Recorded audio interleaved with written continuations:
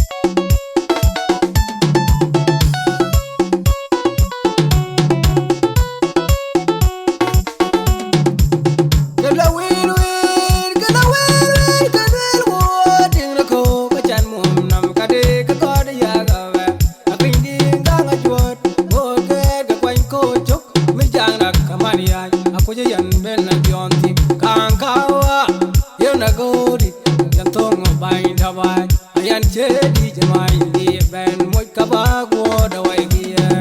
chola ka to go ting na ko long ni ya tum go de ba jo ba ya na wo ba re abo ka dia ya ko ka belwel mya ai che ka dige o ke ni be ting jo ana ba ya ayul ga yu en lo di ku je dil yu be ko wil dim va na banya tinga yul ki a je va ni be jo ki je yul la ku ko ka be yu go gen me mo ke le real ka be real na aku de na be ni ke ka ba ka re ki ka be le real na gum jo ana ba